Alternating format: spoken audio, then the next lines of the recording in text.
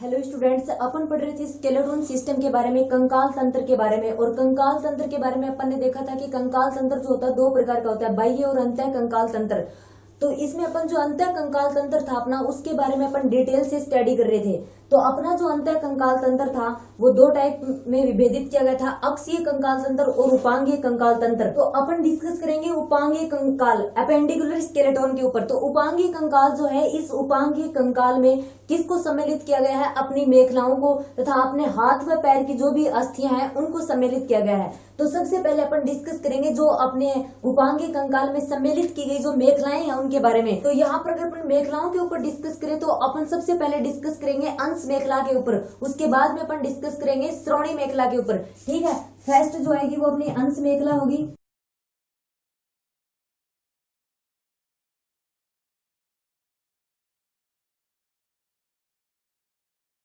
अब मानव जो होता है, मानव में अंश मेखला जो होती है वो दो अर्धांशों में विभक्त होती है। और ये जो दोनों अर्धांश होते हैं ये एक दूसरे से बिल्कुल पृथक होते हैं। और जो प्रत्येक अर्धांश होता है उस प्रत्येक अर्धांश को क्या बोला जाता है? अनामिका अस्थि बोला जाता है। ठीक है, जो अपनी अंश मेखला होती है वो दो अर्धांशों में विभक्त होती है। प्रत्येक अर्धांश जो होता है उसको अनामिका अस्थि बोला जाता है। और मानव जो होता है उसके अंदर जो अंश मेखला के जो दोनों अर्धांश होते हैं ये एक दूसरे से पृथक होते हैं। तो अपनी जो ये अंश मेखला है इसका डायग्राम है, ये जो अपनी बुक में दिया गया है, इसमें स्पष्ट रूप से दो भाग दिखाए गए हैं। और ये दोनों भाग किसके हैं? प्रत्येक अर्धांश के हैं। और इनका नाम क्या है? जत्रुक और अंश फलक।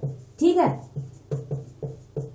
जो अपनी अंश मेखला है इसमें दो अर्धांश पाए जाते हैं और प्रत्येक अर्धांश के अंदर ये दो संरचनाएं पाई जाती है, जत्रुक और अंश फलक। अपनी जो ये अंश फलक होती है, ये अंश फलक चपटी और त्रिभुजाकार अस्थि होती है। और अपनी जो ये सेकंड जत्रुक होती है, ये जत्रुक अथवा इसको कॉलर अस्थि भी बोलते हैं, ये पूरी तरह से सुविकसित अस्थि होती है। ये लंबी होती है, पतली होती है तथा वक्रित पुंडलित होती है।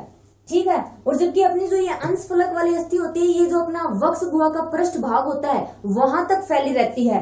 ओके, तो यहाँ पर अपनी अंश मेखला में इतना ही बताया गया कि इसके दो अर्धांश होते हैं। एक जो दोनों अर्धांश होते हैं वो एक दूसरे से बिल्कुल पृथक होते हैं। और प्रत्येक अर्धांश को नामिका अस्थि बोला गया है, जिसमें प्रत्येक अर्धांश में जत्रुक और अंश फलक प्रेजेंट होते हैं। तो अपनी जो श्रोणी मेखला होती है, इस श्रोणी मेखला में भी अपने अंश मेखला की तरह दो अर्धांश उपस्थित होते हैं। लेकिन इनके अंदर डिफरेंस क्या होता है, फर्क क्या होता है? अपन ने पढ़ा था कि अंश मेखला के अंदर दोनों अर्धांश जो होते हैं वो पृथक होते हैं। बट अपना जो श्रोणी मेखला होता है इसके अंदर जो दोनों अर्धांश प्रेजेंट होते हैं वो झंगान संधि के द्वारा परस्पर जुड़े रहते हैं। यहाँ पर संधि जो है, जॉइंट्स जो है, इनके बारे में भी अपन डिस्कस करेंगे। अपना अलग से एक टॉपिक दे रखा है पूरा का पूरा संधियों के ऊपर, जॉइंट्स क्या होते हैं। और अपना जो ये श्रोणी मेखला होता है ये कहाँ स्थित होता है? उदर गुहा जो होता है वहां पर श्रोणी मेखला स्थित रहता है। अपनी श्रोणी मेखला में दो अर्धांश पाए जाते हैं, क्लियर। और जिनमें से अपना जो प्रत्येक अर्धांश होता है वो प्रत्येक अर्धांश तीन अस्थियों से मिलकर बना होता है। और वो तीन अस्थियां कौन कौन सी होती हैं? होती है श्रोणी अस्थि, सेकंड होती है आसना अस्थि, थर्ड होती है अपनी जघनास्थि। ठीक है, और ये तीनों की तीनों अस्थियां आपको डायग्राम में स्पष्ट रूप से नजर आ रही होंगी, श्रोणी अस्थि, आसना अस्थि और जघनास्थि। अपनी जो ये आसन अस्थि और जघनास्थि होती है इनके बीच में क्या उपस्थित होता है? श्रोणी रंध्र उपस्थित होता है। और प्रत्येक अर्धांश के बाहरी किनारों पर एक गड्ढा होता है जिसको श्रोणी उल्खल बोला जाता है। और जो ये श्रोणी उल्खल होता है यहाँ पर उर्विका क्या है? फीमर, अपने पैर, अपने लेग्स में पाई जाने वाली क्या होती है? अस्थि होती है, उससे जुड़ा रहता है। ओके, यहाँ पर अपनी जो उपांगीय कंकाल थी इसमें अपन ने दोनों की दोनों जो मेखलाएं थी, अंश मेखला और श्रोणी मेखला के ऊपर डिस्कस कर लिया है। अब अपन डिस्कस करेंगे कि जो अपने हाथ में पाई जाने वाली कौन कौन सी अस्थियां होती हैं और अपने पैर में कौन कौन सी अस्थियां पाई जाती हैं। तो सबसे पहले अपन डिस्कस करेंगे अपने हाथ में, अपने भुजाओं में कौन कौन सी अस्थियां पाई जाती हैं।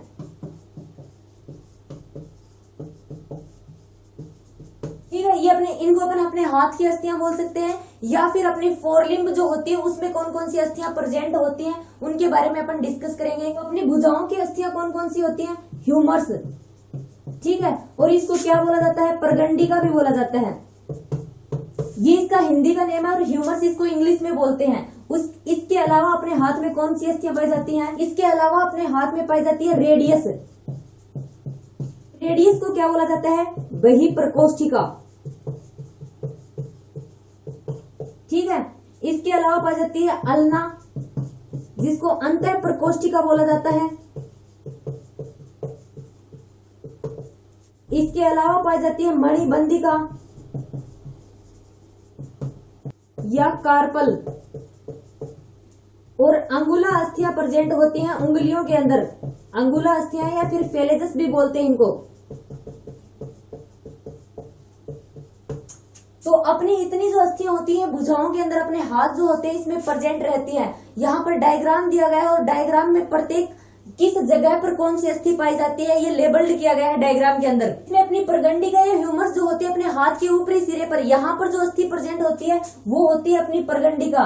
रेडियस कहाँ पे स्थित होती है? रेडियस जो होती है वो अपनी अग्र बाहु जो होती है, यहाँ पर रेडियस और अल्ना दोनों यहीं पर स्थित होती हैं। अपने हाथ का जो ये पार्ट होता है यहाँ पर रेडियस और अल्ना दोनों जो अपनी अस्थियां होती है वो स्थित होती हैं, जिसमें अपनी रेडियस जो होती है वो छोटी होती है तथा भीतर की तरफ होती है, तथा अल्ना जो होती है वो बड़ी होती है तथा बाहर की तरफ होती है। मणिबंधिका या कार्पल्स कहाँ पाए जाते हैं? अपने हाथ की जो ये कलाई होती है यहाँ पर पाई जाती है मणिबंधिका या कार्पल।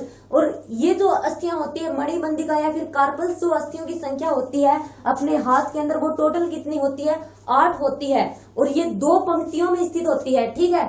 जिसमें फर्स्ट जो पंक्ति होती है ना, फर्स्ट पंक्ति जो होती है उसमें 3 अस्थियां होती हैं। सेकंड जो पंक्ति होती है उसमें 5 अस्थियां होती हैं, ठीक है। पहली जो पंक्ति होगी उसमें 3 अस्थियां, दूसरी जो पंक्ति होगी उसमें 5 अस्थियां होंगी। अब जो 3 अस्थियां हैं वो कौन कौन सी हैं? बाह्य मणिबंधिका, अंतः मणिबंधिका और मध्य मणिबंधिका, ठीक है। ये तीनों जो अस्थियां होंगी ये फर्स्ट पंक्ति में होंगी। इसके अलावा जो ट्राइपोजियम, ट्राइजाइड, सेंट्रेली, वेगनम तथा आंसिफोरम जो अस्थियां होती हैं, ये 5 अस्थियां जो होती है दूसरी पंक्ति में स्थित होती हैं। अब अगर अपन लास्ट में अंगुली अस्थियों की बात करें तो अपनी जो अंगुली अस्थियां होती हैं इनकी टोटल संख्या 14 होती है। टोटल जो अंगुली अस्थियों की संख्या होती है वो 14 होती है, जिसमें अपना अंगूठा जो होता है, अंगूठे के अंदर कितनी अस्थियां पाई जाती है? 2। बाकी अपनी जो 4 उंगलियां होती है उसमें प्रत्येक उंगली में कितनी अस्थियां पाई जाएंगी? 3 अस्थियां पाई जाएंगी। अगर इस हिसाब से देखें तो अपने हाथ जो होता है इसमें टोटल अंगुली सूत्र जो होता है वो कितना होता है?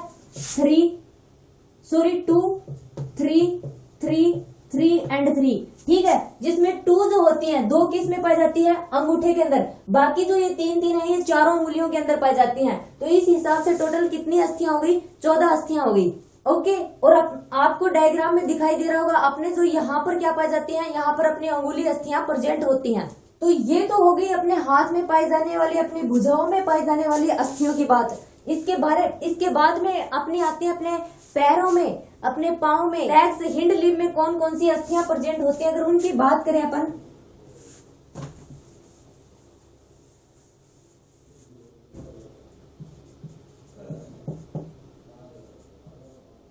तो अगर अपन मानव में पाँव में पाई जाने वाली अस्थियों की बात करें तो पाँव में कौन कौन सी अस्थियां पाई जाती हैं? उर्विका, जिसको क्या बोला जाता है? फीमर, उर्विका होती है अपनी अंतः बहिजंगिका, और अंतः बहिजंगिका को क्या बोला जाता है? टिबिया फेबुला, ठीक है। इसको टिबिया फेबुला क्यों बोला गया? क्योंकि अंतः जंगिका का मतलब टिबिया, बहिजंगिका का मतलब फेबुला, इनको कंबाइन लिखा गया है, ठीक है। एक साथ सम्मिलित रूप से अंतः बहिजंगिका को क्या बोलते हैं? टिबिया फेबुला, जिसमें अंतः जंगिका होती है अपने टिबिया और बहिजंगिका होती है अपनी फिबुला। इसके अलावा अपने पैर में टार्सल, पाँव में टार्सल, मेटाटार्सल और अंगुली अस्थियां प्रेजेंट होती हैं। अपनी टार्सल जो होती है, टार्सल को गुल्फा अस्थियां भी बोलते हैं, ठीक है। टार्सल को गुल्फा अस्थियां भी बोला जाता है। और जो मेटाटार्सल होती है, इस मेटाटार्सल को परपदिनाय भी बोला जाता है। अंगुली अस्थियां या फिर फैलेंजेस अपन डिस्कस कर चुके हैं, जो अपने हाथ में भी प्रेजेंट होती हैं, ठीक है। अब फीमर, उर्विका कहाँ पाई जाती है? यहाँ पर डायग्राम में आपको स्पष्ट रूप से दिखाई दे रहा होगा। अपनी उर्विका जो होती है अपने जो पैर होता है, पैर का जो थाई एरिया होता है वहां पर पाई जाती है। और इसका जो सिर होता है वो श्रोणी मेखला के श्रोणी उल्खल का जो क्षेत्र होता है ना वहां पर संधि बनाता है। अगर बात करें अपन अंतः बहिजंगिका की, तो अंतः बहिजंगिका जो होती है वो कहाँ पर स्थित होती है? पिंडली में स्थित होती है। जिस प्रकार से अपने हाथ के अंदर अपनी रेडियस और अल्ना उपस्थित होती हैं, उसी प्रकार से टिबिया और फेबुला जो होती है वो अपने लेग्स में, अपने पैर में उपस्थित होती हैं। उसके बाद में अगर पैर में गुल्फा अस्थियों की बात करें, टार्सल की बात करें, तो पैर के अंदर टोटल 7 गुल्फा अस्थियां या फिर टार्सल अस्थियां प्रेजेंट होती हैं। और जो 5 अस्थियां होती हैं, 5 अस्थियां की कौन सी होती है? मेटाटार्सल्स। और 14 जो अस्थियां होती है वो अंगुला अस्थियां स्थित होती है। जिस प्रकार से अपने हाथ का ये सूत्र पाया जाता है, उसी प्रकार से अपने पैरों की अस्थियों का भी यही सूत्र होता है। ठीक है, इस प्रकार से अपने पाँव में पाई जाने वाली ये अस्थियां थी इंपोर्टेंट, फीमर, अंत बहिर्जंघिका, टार्सल, मेटाटार्सल और अंगुली अस्थियां। ओके, तो अब यहाँ पर अपना जो अंत कंकाल तंत्र था वो कंप्लीट हो जाता है, जिसमें अपन ने इसको 2 भागों में डिवाइड करके पढ़ा है। जो फर्स्ट था उसमें अपन ने अक्षीय कंकाल के बारे में पढ़ा था, और जो अपना सेकंड है इसमें अपन ने उपांगीय कंकाल के बारे में पढ़ा है। ओके, अब आगे अपना जो नेक्स्ट टॉपिक आता है उसमें अपन डिस्कस करेंगे संधि क्या होती है, ज्वाइंट्स क्या होते हैं। तो यहाँ संधि या फिर ज्वाइंट से मतलब है जो अपन अपनी अस्थियों के अंदर, उपास्थियों के अंदर जो पाए जाते हैं उनके बारे में पढ़ेंगे। तो अपना टॉपिक है संधि। और संधि या फिर ज्वाइंट्स क्या होता है? 2 जो अस्थियां होती है, 2 बोन्स या फिर बोन्स और अस्थियों के बीच जो परस्पर मिलने वाला स्थान होता है ना, वो क्या कहलाता है? ज्वाइंट कहलाता है, संधि कहलाता है। ठीक है, संधि वो स्थान होता है जहां पर 2 या 2 से अधिक अस्थियां या फिर अस्थि या उपास्थि परस्पर मिलती हैं। उस स्थान को क्या बोला जाता है? संधि बोला जाता है। और अपना जो कंकाल तंत्र होता है, उस कंकाल तंत्र में अलग अलग प्रकार की संधियां पाई जाती हैं, और इन अलग अलग प्रकार की संधियों में अलग अलग प्रकार की गति पाई जाती है, अलग अलग प्रकार का मोमेंट पाया जाता है। और जो गति होती है उस गति के बेस पर ही कशेरुकियों में संधि को 3 भागों में बांटा गया है। 3 भाग कौन से? फर्स्ट होगा अपना स्थिर या फिर अचल संधि, स्थिर या अचल संधि। सेकंड होता है अपना आंशिक चल संधि,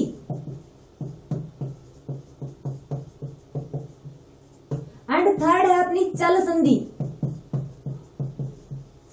तो सबसे पहले अपन डिस्कस करेंगे स्थिर या फिर अचल संधि कौन सी होती है। तो इसके नाम से स्पष्ट हो रहा है, स्थिर या फिर अचल संधि वो संधि होगी जिसके अंदर कोई भी मोमेंट नहीं पाया जाएगा, जिसके अंदर कोई भी गति नहीं पाई जाती।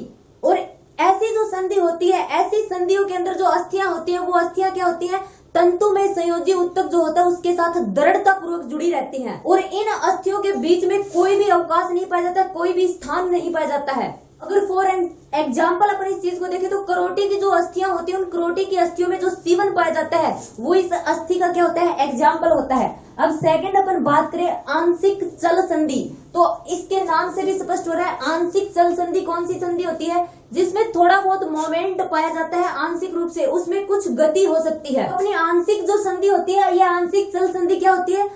थोड़ी दृढ़ संधि होती है, लेकिन इसमें तनाव ऐंठन के कारण थोड़ी बहुत गति पाई जाती है। और ऐसी जो संधि होती है, इन संधियों में अस्थियों के जो किनारे होते हैं वो तंतु में, अस्थियों के जो तंतु में किनारे होते हैं वो किससे संलग्नित रहते हैं, किससे जुड़े रहते हैं? उपास्थियों से जुड़े रहते हैं। और अस्थियों के मध्य इस प्रकार का जो ज्वाइंट पाया जाता है, इस प्रकार की जो संधि पाई जाती है, इस प्रकार का जो जोड़ पाया जाता है, उसको क्या बोला जाता है? उसको संधान बोला जाता है। ठीक है, उसको अपन क्या बोलते हैं? उस जोड़ को संधान बोलते हैं, इंग्लिश में जिसको अपन सिम्फेसिस बोलते हैं। और अपने जो ये आंशिक चल संधि होती है, इसके 2 उप प्रकार होते हैं। 2 उप प्रकार कौन से? एक तो धुराग्र संधि और एक विसर्पी संधि। धुराग्र संधि कहाँ पाई जाती है? ये कशेरुक जो होते हैं, जिसमें एटलस और जो अपना अक्षीय कशेरुक होता है उसके बीच में जो संधि पाई जाती है ना, वो धुराग्र संधि का एग्जाम्पल होती है। अगर बात करें सेकंड विसर्पी संधि, विसर्पी संधि कौन सी? टखने में पाई जाने वाली संधि, कलाई में पाई जाने वाली जो संधि होती है ना, वो कौन सी संधि होती है? वो विसर्पी संधि होती है। और ये जो अस्थियां होती है, ये एक दूसरे के ऊपर क्या कर सकती है? विसर्पण कर सकती है, ग्लाइडिंग कर सकती है, इसीलिए इनको विसर्पण संधि बोला गया है। अब लास्ट में अपनी चल संधि आती है। चल संधि कौन सी संधि होती है? ये वो संधि होती है जो स्वतंत्रता पूर्वक एक दिशा में या फिर अधिक दिशाओं में गति कर सकती है। और इस प्रकार की संधि के अंदर जो अस्थियां जुड़ती हैं, उन अस्थियों के बीच में अवकाश पाया जाता है, जिन्हें क्या बोला जाता है? जिन्हें संधि कोटर बोला जाता है। और अस्थियां जो होती हैं, ये अस्थियां आपस में कई स्नायुओं द्वारा जुड़ी रहती हैं। और ये जो स्नायु होते हैं, ये स्नायु मिलकर अस्थि के चारों ओर दृढ़ तंतु में संपुट बना लेते हैं। और फिर ये संपुट जो होता है, ये संपुट कोशिकीय संधि झिल्ली के द्वारा आश्रित रहता है। और फिर अपनी ये जो झिल्ली होती है, ये मेम्ब्रेन जो होती है, ये म्यूसिन युक्त तरल का स्राव करती है। और ये जो म्यूसिन तरल होता है फिर क्या करता है? जो अपनी काचाभ उपास्थि होती है, उस काचाभ उपास्थि को पोषण प्रदान करने का कार्य करता है। और अपनी इस चल संधि को भी 3 उप प्रकारों में बांटा गया है। 3 उप प्रकार कौन कौन से? खलिका संधि, सेकंड कब्जा संधि एंड थर्ड जो होती है वो दीर्घ वर्तुज संधि होती है। तो सबसे पहले अपन डिस्कस करेंगे कंदुक खलिका संधि के ऊपर। अपनी कंदुक खलिका संधि होती है वो इसमें अपन अपनी सकंद संधि और श्रोणी संधि आती है, और इस संधि की ये विशेषता होती है कि ये कई दिशाओं में गति कर सकती है, कई दिशाओं में मोमेंट कर सकती है। अब बात करें अपनी सेकंड कब्जा संधि। अगर अपन कब्जा संधि के एग्जाम्पल की बात करें तो अपनी कोहनी में जो संधि पाई जाती है, अपनी उंगलास्थियों में जो संधि पाई जाती है और घुटनों में जो संधि पाई जाती है वो कब्जा संधि के एग्जाम्पल होती है। और ये जो कब्जा संधि होती है ना, इनकी ये विशेषता होती है कि ये एक ही तल में गति कर सकती हैं। और लास्ट अपनी दीर्घ वर्तुज संधि आती है। दीर्घ वर्तुज संधि का एग्जाम्पल अगर देखें तो अपनी रेडियस की जो संधि होती है, मणिबंदी का जो हाथ में पाई जाती है, उसकी जो संधि होती है वो दीर्घ वर्तुज संधि का एग्जाम्पल होती है। और इन संधियों की विशेषता ये होती है कि ये दो तलों में गति कर सकती हैं, दो तलों में मोमेंट कर सकती हैं। ओके, तो ये तो हो गई अपनी बॉडी में पाए जाने वाले जॉइंट्स की संधियों की, कि अपनी अस्थि और उपास्थियों के बीच में जो जॉइंट्स पाए जाते हैं वो कितने टाइप के होते हैं और किस टाइप के उनमें मोमेंट्स पाए जाते हैं, किस टाइप की वो गति कर सकते हैं। ओके, तो यहाँ पर अपना पूरा का पूरा स्केलेटोन सिस्टम, कंकाल तंत्र जो था वो कंप्लीट हो जाता है। अपना जो ये लेसन है मानव में गति एवं चलन का, इसको दो पार्ट्स में डिवाइड किया गया है। फर्स्ट जो पार्ट था वो कंकाल तंत्र से रिलेटेड था, अपने स्केलेटोन सिस्टम से रिलेटेड। नेक्स्ट जो अपना पार्ट आएगा वो आएगा अपने मसल से रिलेटेड, अपनी पेशियों से रिलेटेड। तो नेक्स्ट वीडियो में अपन डिस्कस करेंगे पेशियों के बारे में, पेशियों की स्ट्रक्चर के बारे में और उनके टाइप्स के बारे में।